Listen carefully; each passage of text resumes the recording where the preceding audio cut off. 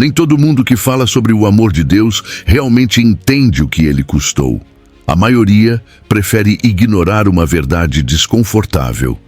Deus é justo, e isso significa que ele odeia o pecado com intensidade.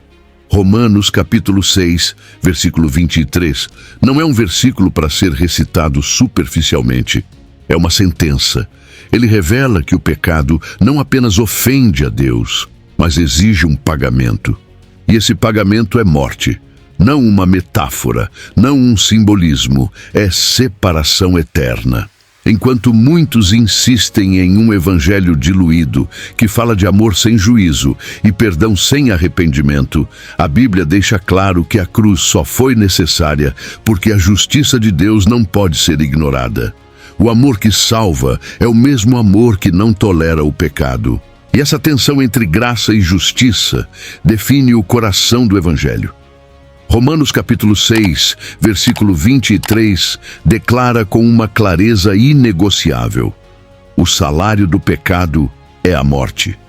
Essa frase, muitas vezes citada de forma isolada, carrega um peso imenso ao nos confrontar com a realidade do pecado e suas consequências diante de um Deus justo. A palavra salário não é usada por acaso. Ela indica pagamento, algo que se recebe por mérito, por merecimento. Em outras palavras, a morte não é apenas uma consequência do pecado. É uma retribuição justa. Cada vez que o coração humano se desvia do Criador, está acumulando uma dívida que será inevitavelmente cobrada. Esse tipo de morte, no contexto bíblico, não se limita ao fim biológico. A Escritura trata da separação entre o homem e Deus, um estado de ruptura espiritual tão profundo que transforma o ser humano em alguém que respira, mas está espiritualmente sepultado. Adão, ao desobedecer no Éden, não caiu morto fisicamente no instante do pecado, mas experimentou a quebra do relacionamento com o Senhor. Desde então, todos nascem com essa rachadura na alma, herdeiros de uma condição que os afasta da fonte da vida. O salário do pecado é mais do que a cessação da existência, é a perda da comunhão, da paz interior, da verdade e da eternidade com Deus. Apesar da dureza da sentença, ela também revela a seriedade com que Deus trata o mal. A justiça divina não é negociável. Não existe pecado sem peso, nem falha sem impacto. Aquilo que aos olhos humanos parece pequeno, carrega em si a semente da rebelião contra um Deus perfeitamente santo. Ao afirmarmos que o pecado tem um salário, estamos reconhecendo que há um tribunal moral superior ao nosso, onde todas as ações são medidas por uma régua que não pode ser manipulada. É por isso que a morte é chamada de salário, e não de tragédia ou acaso. O que essa realidade provoca no coração de quem entende a seriedade da declaração? Primeiro, o reconhecimento de que o pecado é mais do que um erro. É uma afronta ao próprio caráter de Deus. Segundo, que ninguém está imune a essa sentença, pois todos pecaram, como está escrito em Romanos capítulo 3, versículo 23. A mensagem urgente do texto de Paulo é que cada ser humano caminha naturalmente para esse pagamento, como um funcionário que ao fim do mês recebe seu salário. Porém, o que se recebe não é honra, é destruição. Essa consciência precisa ser o ponto de partida para qualquer transformação real. Quando o ser humano se depara com o diagnóstico verdadeiro da sua condição, ele pode parar de buscar justificativas e começar a buscar redenção. A sentença é justa, mas não é a última palavra. O versículo continua: e é justamente essa continuidade que abre a porta da esperança. Mas a porta só é percebida por quem entendeu o abismo diante de si. A ideia de justiça, na mente moderna, está profundamente ligada à noção de direitos individuais, legalidade e equilíbrio entre ofensa e punição. Mas quando tratamos da justiça de Deus, entramos num território onde a lógica humana encontra seus limites. No tribunal divino, cada detalhe da alma é exposto. Ali, não há advogados de defesa tentando convencer um juiz hesitante. Deus não julga por aparência, mas por verdade, como afirma Jeremias capítulo 17, versículo 10. O que ele busca não são provas externas, mas a intenção por trás de cada pensamento, palavra e ação. Essa justiça não é movida por raiva ou parcialidade. Ela flui da santidade do próprio Deus, que não pode compactuar com o mal nem permitir que ele siga sem resposta. Isso significa que diante dele não existem meias culpas ou pecados aceitáveis. Todo pecado é pessoal, é voluntário e tem como alvo o trono de Deus. É por isso que o tribunal divino não é apenas um lugar de veredito, mas de revelação. Ali, o verdadeiro coração do homem é trazido à tona, sem máscara, sem discurso. O apóstolo Paulo constrói em sua carta aos Romanos uma argumentação inabalável. Todos são indesculpáveis. A criação revela a glória de Deus. A consciência testemunha contra os atos secretos e a lei, mesmo quando não escrita, está impressa no íntimo de cada ser humano. Portanto, ninguém pode alegar ignorância. Quando o tribunal divino se manifestar plenamente, o que ocorrerá no julgamento final descrito em Apocalipse capítulo 20, não haverá espaço para surpresas. O que se verá é a manifestação pública de uma verdade que sempre esteve presente. Muitos lutam com a ideia de um Deus que julga. Preferem imaginar uma divindade exclusivamente amorosa, que jamais confrontaria seus filhos. Mas o amor verdadeiro, para ser completo, precisa caminhar com a justiça. Um Deus que ignora o pecado seria um cúmplice do mal e não um redentor. Um juiz que fecha os olhos para o crime não é bondoso, é corrupto. A justiça de Deus, portanto, é uma garantia de que o bem vencerá, que o mal não triunfará eternamente e que o sofrimento causado pelo pecado será tratado com a seriedade que merece. O tribunal de Deus não é apenas um evento futuro, mas já começa a operar no coração daqueles que são despertados para a verdade. Quando alguém se rende diante da palavra e reconhece sua culpa, esse julgamento já começa a transformar a alma. A verdadeira conversão nasce quando a pessoa percebe que diante de Deus ela não tem argumento, não tem crédito, não tem defesa. É nesse lugar de rendição que a graça se apresenta, não como um alívio superficial, mas como o único escape verdadeiro da condenação. Desde os primeiros capítulos das Escrituras, é possível perceber o impulso humano de se esconder, se justificar e transferir culpa. Adão culpou Eva, Eva culpou a serpente, e essa dinâmica continua viva até hoje. O coração humano tem a tendência de se defender diante do pecado, tentando apresentar algum mérito, alguma boa ação que compense a falha cometida. Mas essa tentativa de autossalvação é justamente o que impede o indivíduo de compreender a profundidade da graça. Quando Paulo escreve que o salário do pecado é a morte, ele está arrancando todas as falsas esperanças que nascem da autoconfiança. Nenhuma religião, esforço moral ou prática espiritual pode desfazer o que o pecado causou. A separação entre Deus e o homem é tão profunda que apenas um milagre poderia restaurá-la. A ideia de que alguém pode se justificar por suas próprias obras é confrontada duramente por toda a carta aos Romanos. No capítulo 3, versículo 20, o apóstolo afirma que ninguém será justificado diante de Deus pelas obras da lei. Isso anula qualquer tentativa de construir uma ponte entre o homem e o céu por meio de boas ações. O problema da autoconfiança é que ela mascara o desespero da alma. Pessoas que acreditam ser boas o suficiente para agradar a Deus raramente percebem a necessidade de um Salvador. Elas se tornam religiosas, mas não regeneradas. Conhecem os rituais, mas não conhecem a cruz. Esse é um dos maiores perigos espirituais da atualidade. Gente bem intencionada, mas espiritualmente morta. E quanto mais confiança colocam em si mesmas, mais distante ficam do arrependimento verdadeiro. A mensagem de Romanos é incisiva e libertadora ao mesmo tempo. Incisiva porque destrói todas as fachadas e ilusões de mérito pessoal. Libertadora porque aponta para um caminho que não depende da performance humana, mas da intervenção divina. Quando o ser humano reconhece sua incapacidade, ele está finalmente apto a receber a justificação que vem por meio da fé. É como alguém que, ao parar de nadar em um mar revolto, permite ser resgatado por aquele que estendeu a mão. A urgência da mensagem de Paulo está justamente em libertar as pessoas da ilusão de que podem salvar a si mesmas. Enquanto essa mentira permanecer ativa no coração, a graça será apenas um conceito abstrato.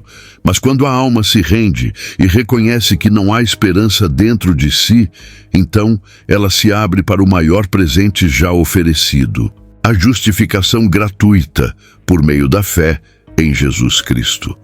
Uma das confusões mais perigosas no meio cristão moderno é a ideia de que a graça de Deus equivale à tolerância com o pecado. Muitos têm transformado a misericórdia divina em um tipo de permissão celestial para continuar em caminhos errados sem arrependimento genuíno. No entanto, a graça verdadeira, revelada ao longo das Escrituras, não é uma desculpa para continuar pecando, mas uma convocação radical para a transformação. A graça não ignora o pecado, ela o confronta e ao mesmo tempo oferece poder para superá-lo. O próprio apóstolo Paulo responde com firmeza à possível distorção. Havemos de permanecer no pecado para que seja a graça mais abundante? De modo nenhum. Como está escrito em Romanos capítulo 6, versículo 1. A graça autêntica nasce do custo altíssimo pago por Cristo na cruz. Não há nada barato ou permissivo nela. O Filho de Deus foi moído por causa das nossas transgressões, como profetizado em Isaías capítulo 53, versículo 5. Quando alguém compreende a profundidade desse sacrifício, entende que viver deliberadamente no pecado é cuspir no valor do sangue derramado. Tolerância, por definição, convive com o erro. Graça, por sua essência, elimina o erro com redenção e poder de renovação. Uma igreja que prega graça sem arrependimento está oferecendo anestesia para uma alma em estado terminal. O poder da graça não está apenas em perdoar, mas em mudar a natureza de quem a recebe.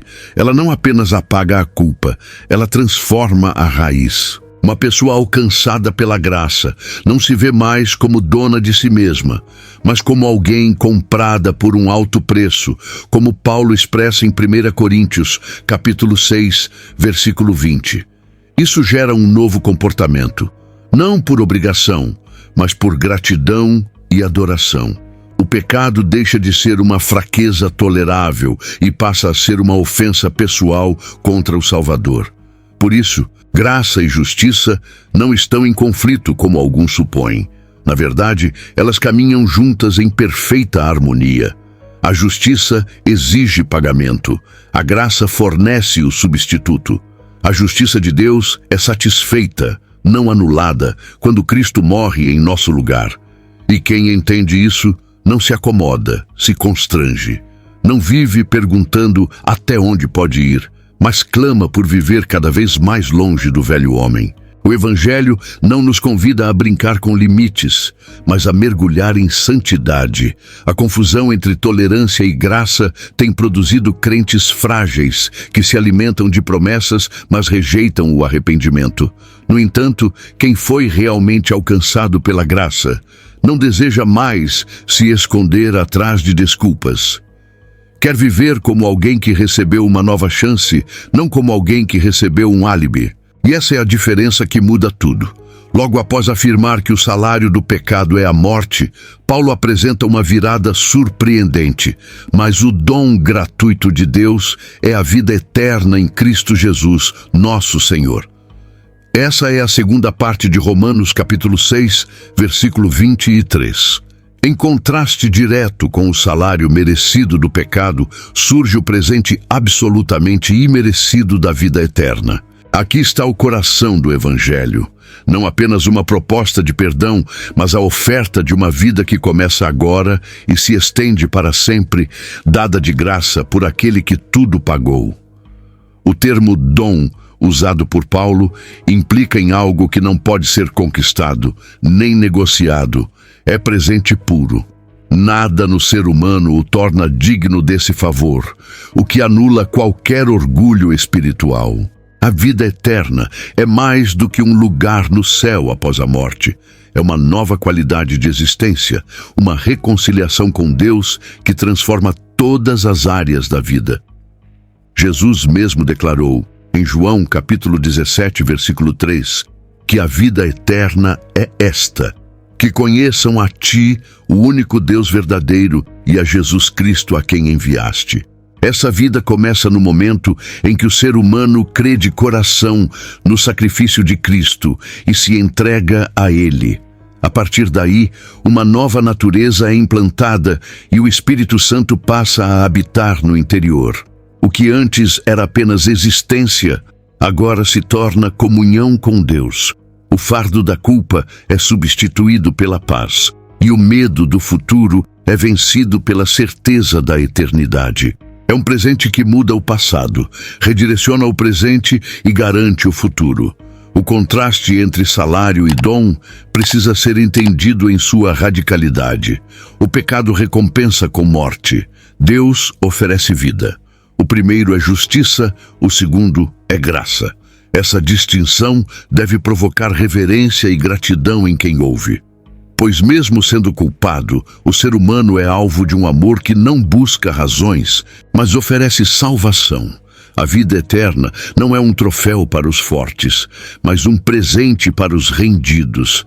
E esse presente tem um nome: Jesus Cristo. O maior erro de muitos é tentar transformar esse presente em uma conquista. Quando fazem isso, transformam o Evangelho em religião vazia e perdem o brilho da graça. Mas quem reconhece sua miséria e se lança nos braços do Salvador, encontra o dom mais precioso que existe. A vida eterna, longe de ser um prêmio distante, passa a pulsar no coração do presente. E a resposta correta a esse presente nunca é a indiferença, mas uma vida inteira dedicada em adoração. O coração humano, por natureza, resiste à ideia de que algo tão grandioso como a vida eterna possa ser recebido sem merecimento. Há dentro de cada pessoa um senso de justiça própria, uma necessidade de pagar a dívida, de compensar os erros com acertos. Essa inclinação pode parecer nobre à primeira vista, mas revela um problema profundo: a dificuldade de se render à graça. É mais fácil acreditar que Deus nos aceita por causa das boas obras do que aceitar que Ele nos ama apesar dos nossos fracassos. Esse conflito interno está por trás de muitas crises espirituais, e Paulo lida com ele ao longo de toda a carta aos Romanos. A dificuldade em receber o dom gratuito de Deus nasce do orgulho. A alma humana se sente humilhada ao admitir que é incapaz de salvar a si mesma. No entanto, a Bíblia é clara: pela graça sois salvos mediante a fé. E isso não vem de vós, é dom de Deus, como está escrito em Efésios, capítulo 2, versículo 8. A salvação não pode ser entendida como recompensa, mas como favor imerecido, e essa percepção exige quebrantamento. É preciso reconhecer a própria falência espiritual antes de experimentar a plenitude do perdão. Muitos vivem num eterno ciclo de culpa e performance. Pecam, se arrependem, tentam se redimir por conta própria, fracassam e recomeçam o ciclo. Isso acontece porque ainda não compreenderam o que é graça. A verdadeira graça não reforça esse padrão, ela o destrói. Ela ensina que a justiça que nos salva não é a nossa, mas a de Cristo. E uma vez revestidos dessa justiça, não precisamos mais nos mover por medo, mas por amor. O O impulso para obedecer deixa de ser o medo da condenação e passa a ser o prazer de agradar ao Pai. Esse conflito entre merecimento e presente precisa ser resolvido no coração. Enquanto houver resistência em aceitar a graça como única base da salvação, haverá ansiedade, insegurança e frustração espiritual. Mas quando o coração se rende, há descanso. E esse descanso é uma das marcas da salvação genuína. O cristão passa a viver não para merecer, mas para agradecer. Não luta mais para ser aceito, pois já foi recebido como filho. Esse entendimento liberta. E quando alguém é liberto dessa luta interior, ele se torna um mensageiro da paz. Alguém que não apenas vive pela graça, mas a comunica com autenticidade. O conflito entre o merecimento e o presente é real, mas não precisa durar para sempre. Ele pode ser resolvido hoje, se o coração decidir confiar plenamente naquele que já fez tudo por nós. A cruz de Cristo é o ponto onde dois rios, aparentemente opostos, se encontram. A justiça inflexível de Deus e sua misericórdia infinita. Ali, o que parecia ser um conflito insuperável, a exigência da justiça divina versus o desejo do Pai de perdoar o pecador, foi resolvido de maneira definitiva. Deus não sacrificou sua santidade para salvar a humanidade, nem tampouco ignorou o pecado em nome do amor. Pelo contrário, ele mesmo carregou o peso da culpa que não era sua. Foi na cruz que a justiça foi plenamente satisfeita, enquanto a misericórdia foi plenamente oferecida, como afirma o salmista em Salmos, capítulo 85, versículo 10. A misericórdia e a verdade se encontraram. A justiça e a paz se beijaram. A cruz expôs o horror do pecado e a profundidade do amor. Ela mostrou que a justiça de Deus não pode ser contornada. O pecado não é varrido para debaixo do tapete. Ele precisa ser julgado. E foi no corpo de Cristo. A morte de Jesus não foi simbólica, nem um martírio involuntário. Foi uma substituição judicial, em que o Cordeiro de Deus assumiu o lugar do réu, oferecendo sua vida para satisfazer a sentença. Essa verdade desconstrói qualquer ideia de que o pecado é irrelevante, ou que Deus fecha os olhos para a injustiça. Por outro lado, a cruz também é o maior sinal de misericórdia que já existiu. Nenhum ser humano pediu por salvação antes que ela fosse oferecida. Romanos, capítulo 5, versículo 8, declara que Deus prova o seu amor para conosco, em que Cristo morreu por nós, sendo nós ainda pecadores.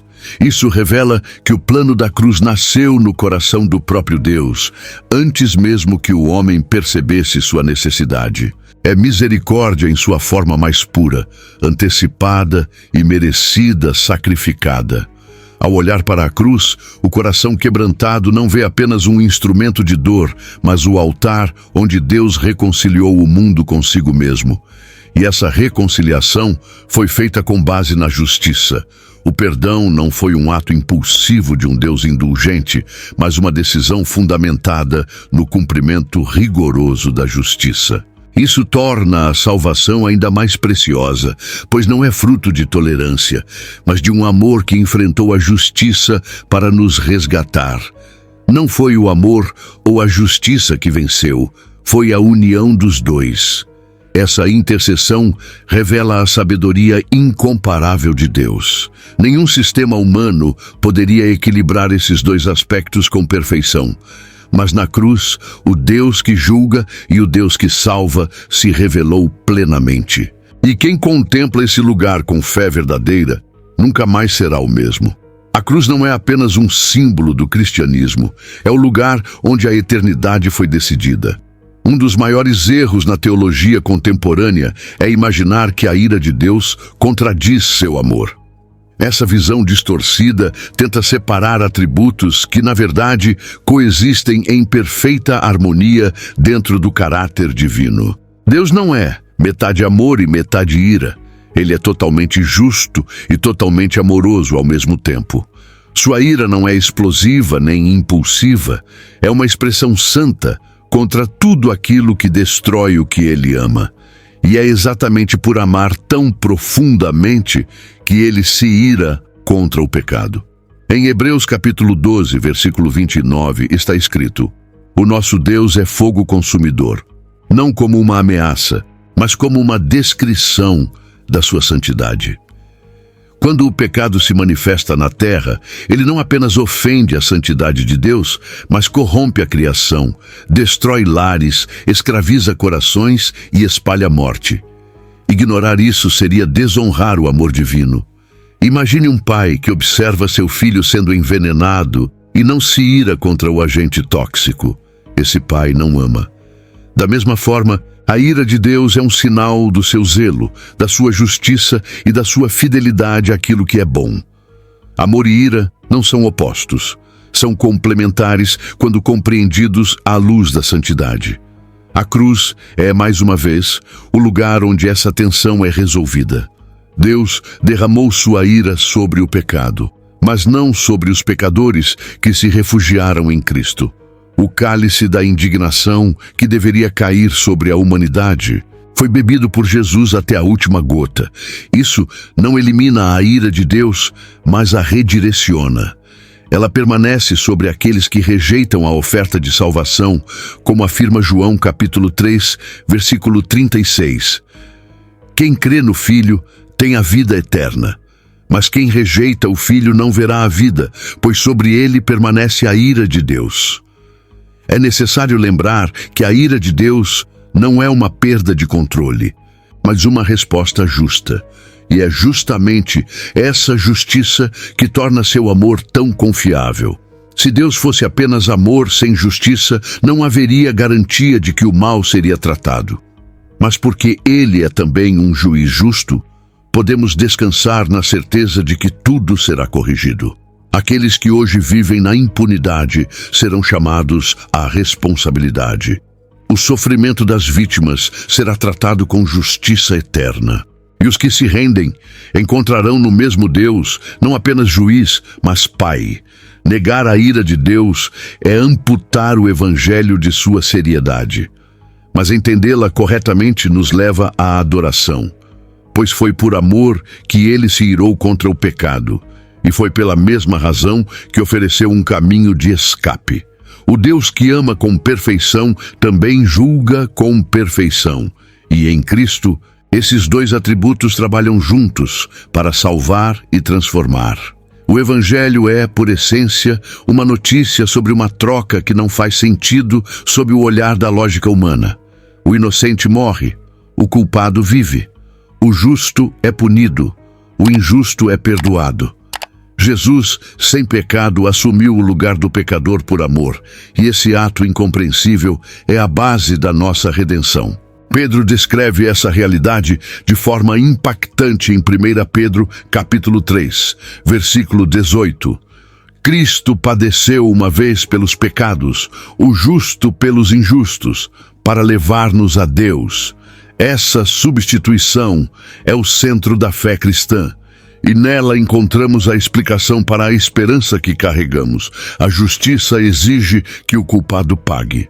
Mas o Evangelho apresenta um inocente que se oferece como pagamento. Essa entrega voluntária de Jesus não foi um acidente da história, nem um gesto simbólico. Ele tomou sobre si a culpa real dos nossos pecados. A cruz, portanto, não é uma injustiça, é a justiça de Deus sendo satisfeita de uma maneira profundamente graciosa. Jesus não foi vítima, foi ofertante. Ele disse em João capítulo 10, versículo 18, ninguém tira a minha vida de mim, eu a dou espontaneamente. Essa troca que nos salvou também revela o valor que temos diante de Deus. Alguém pode questionar seu valor pessoal, suas conquistas ou sua história. Mas a cruz declara que mesmo em nosso estado mais miserável, Deus achou por bem nos resgatar com o que ele tinha de mais precioso, seu próprio Filho. Isso não exalta o homem, mas exalta o amor de Deus. É Ele quem nos atribui valor, não nossas obras. E essa consciência gera humildade, não arrogância. O justo morrendo pelos injustos também revela a gravidade da nossa situação. Se não houvesse outro meio de salvação, se a cruz era necessária, isso significa que o pecado é mais sério do que costumamos admitir. Nenhuma religião, filosofia ou reforma moral poderia resolver o abismo que nos separava de Deus. Apenas uma intervenção divina, sangrenta e sacrificial seria suficiente. Isso nos leva a tratar o pecado com a mesma seriedade que o céu tratou. Essa troca, por mais injusta que pareça aos olhos terrenos, foi o único caminho para nos reconciliar com Deus. E uma vez compreendida, ela nos chama à rendição total. Não dá para viver de forma indiferente diante de um amor que sangrou por nós. Quando entendemos quem tomou nosso lugar, passamos a viver não apenas como pessoas perdoadas, mas como vidas resgatadas, com uma nova missão e um novo propósito. A morte provocada pelo pecado não se manifesta apenas no fim biológico da existência. Ela atua silenciosamente muito antes disso. Milhares de pessoas caminham pelo mundo com corpos vivos, mas almas mortas.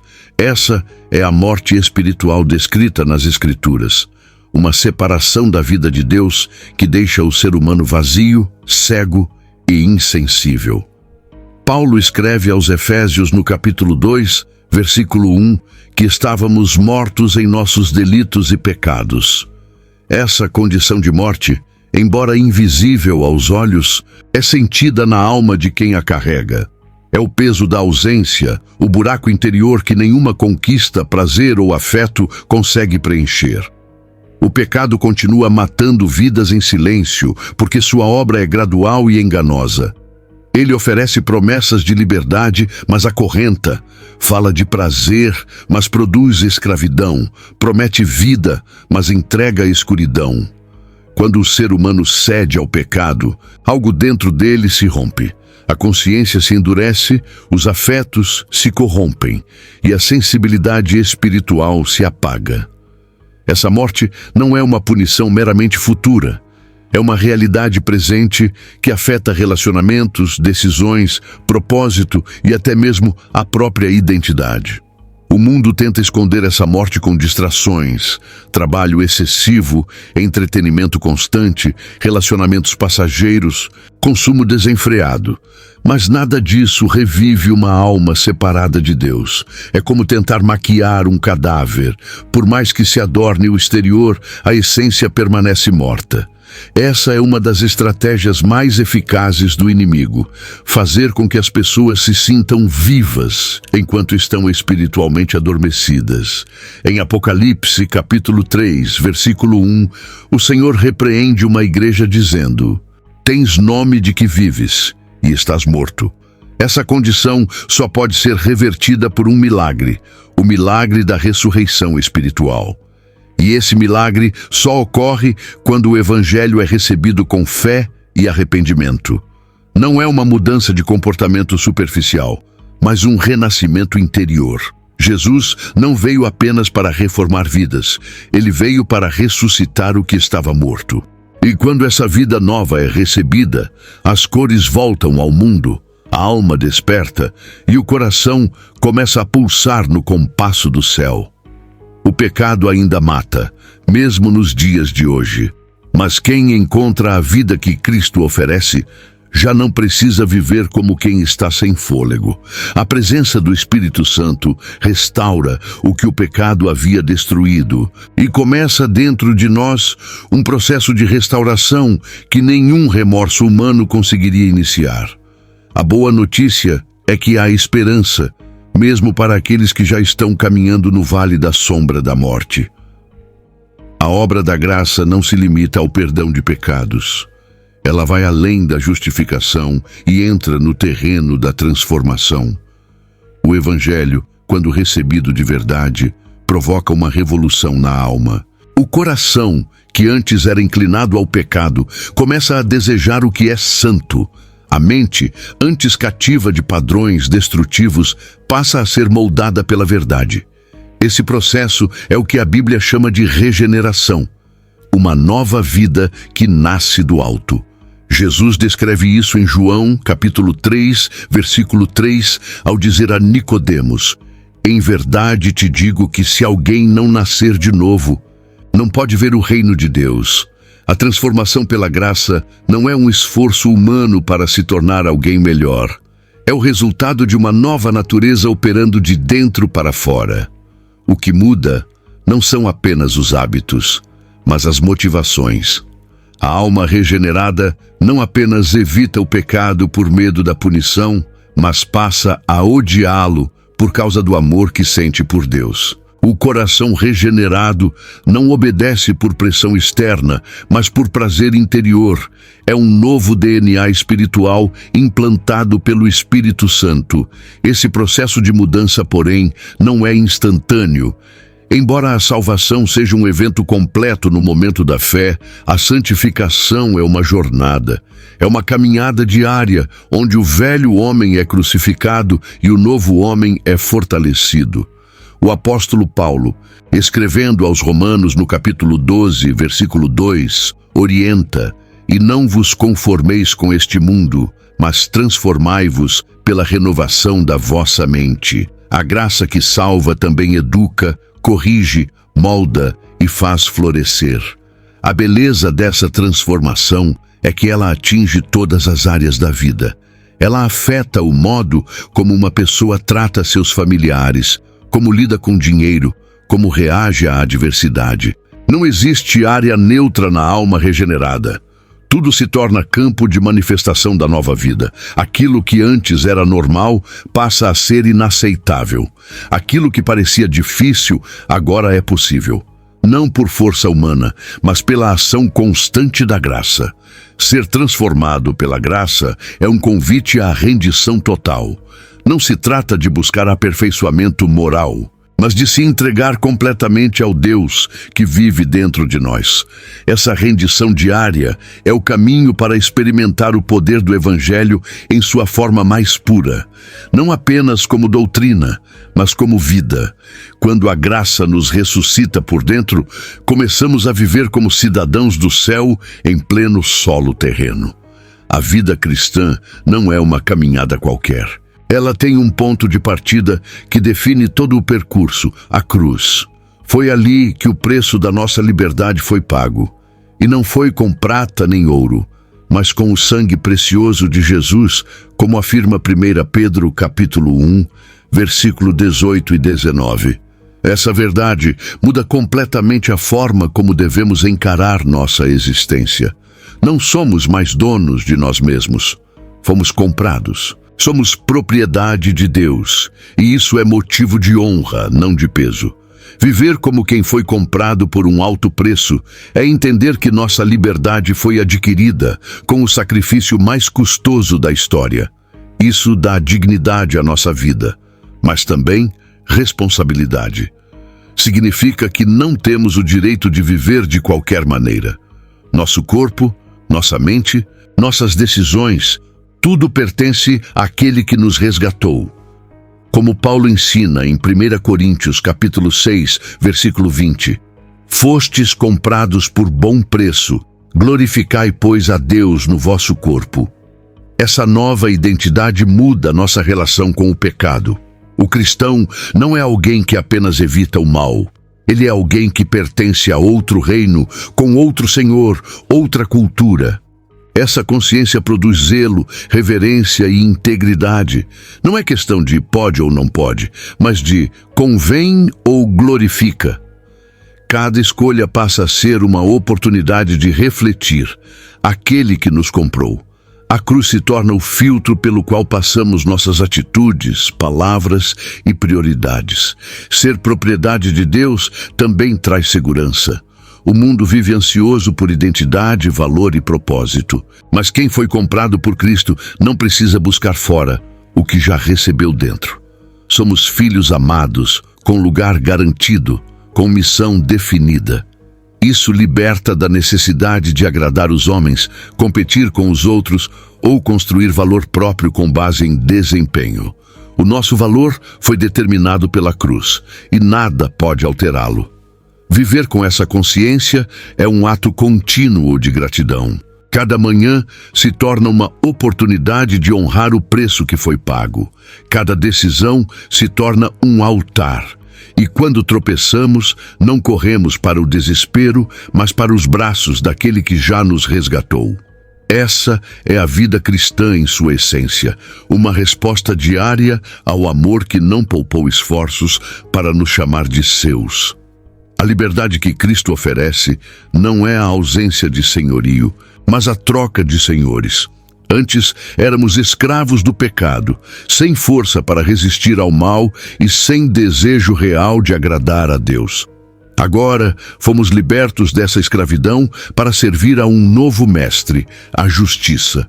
Essa verdade, exposta por Paulo em Romanos capítulo 6, versículo 18, revela que a graça não nos torna independentes, mas nos reposiciona sob o domínio de um Senhor que, ao contrário do pecado, não destrói, mas edifica. O paradoxo do Evangelho é esse. Ao sermos libertos do pecado, nos tornamos servos da justiça. Essa nova escravidão é voluntária, desejada e transformadora.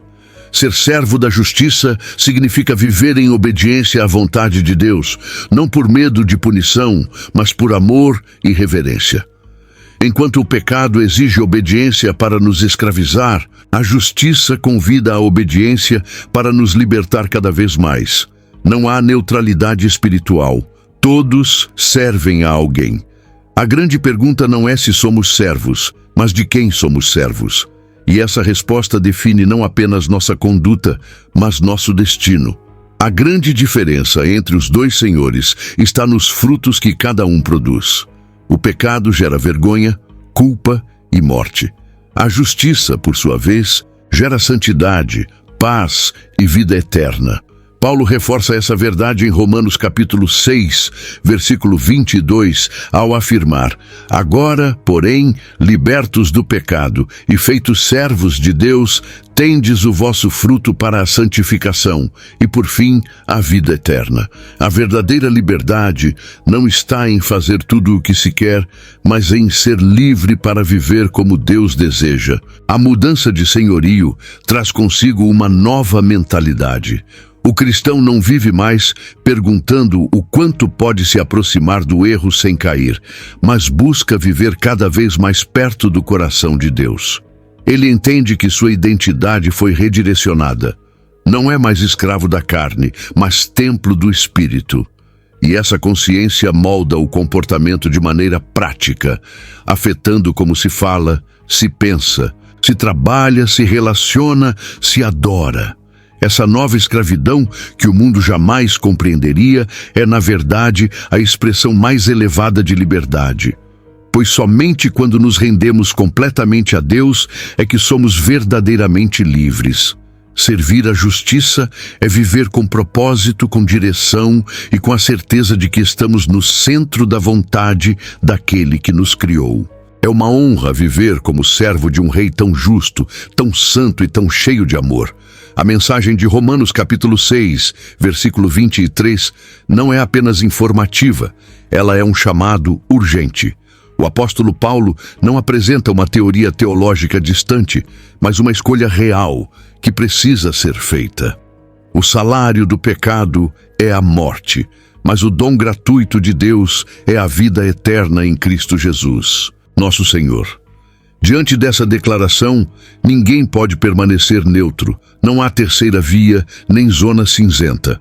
Cada ser humano está, neste exato momento, caminhando rumo à morte ou acolhendo a vida. Essa urgência não é fruto de pressão emocional, mas da realidade espiritual em que vivemos. O tempo é limitado, a morte é certa, a eternidade é inevitável. E a decisão mais importante que alguém pode tomar não diz respeito à carreira, casamento ou moradia, mas ao destino eterno da sua alma. Moisés já havia confrontado o povo com essa mesma escolha em Deuteronômio capítulo 30, versículo 19. Ponho diante de ti a vida e a morte, a bênção e a maldição.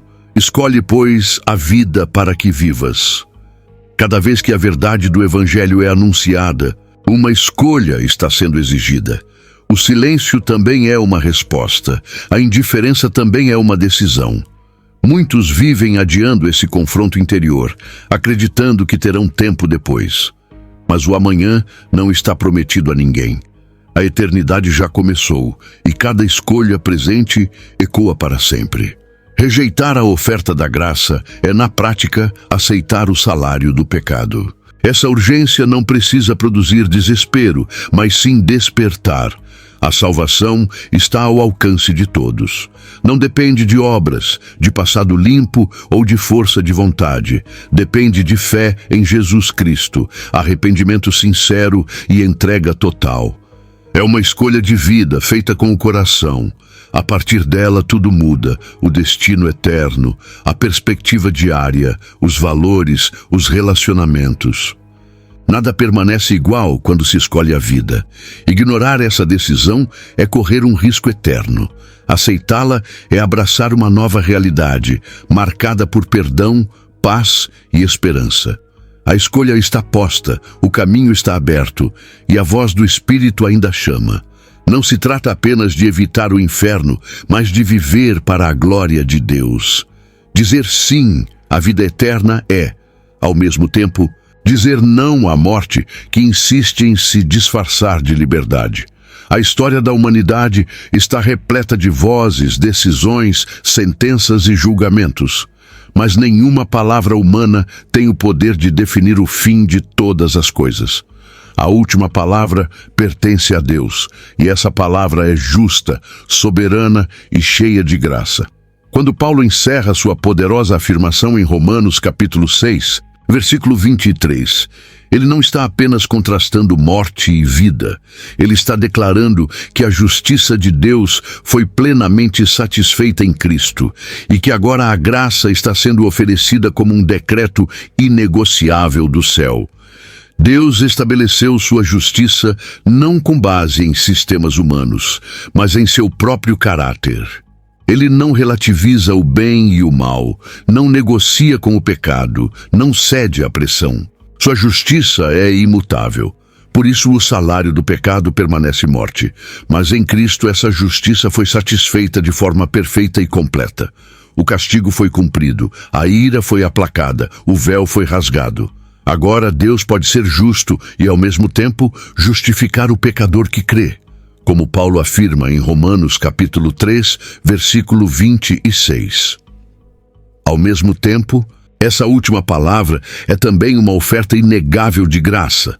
Não é uma proposta condicional, nem uma tentativa de Deus convencer o pecador.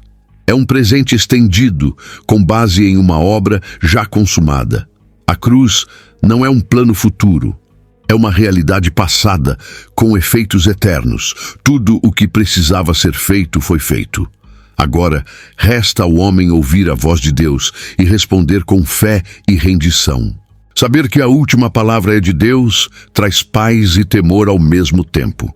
Paz, porque sabemos que estamos seguros em suas promessas. Temor, porque entendemos que nada escapa ao seu olhar. Diante dele, toda língua se calará, todo joelho se dobrará, e cada vida será confrontada com a verdade. Os reis, os pobres, os sábios e os tolos, todos verão que a palavra final não é humana, mas divina. E essa palavra, em Cristo, é vida para quem crê. Encerrar essa jornada em Romanos capítulo 6, versículo 23, é reconhecer que não estamos diante de uma frase bonita, mas de uma revelação definitiva. A morte é merecida, mas a vida foi oferecida. A justiça foi satisfeita, mas a graça continua acessível. A sentença era certa, mas a cruz alterou o nosso destino. E a última palavra, graças a Deus, é de salvação para todo aquele que crê. Mensagens como esta sempre despertam algo profundo em quem já viveu o bastante para reconhecer o peso das escolhas e o valor da graça. Por isso, deixe nos comentários o que esse tema trouxe à sua memória. Compartilhe o vídeo com alguém que precisa ouvir palavras de vida e aproveite para se inscrever no canal. Sua participação ajuda a manter acesa a chama de conteúdos que realmente fortalecem a fé e alcançam corações que ainda buscam direção.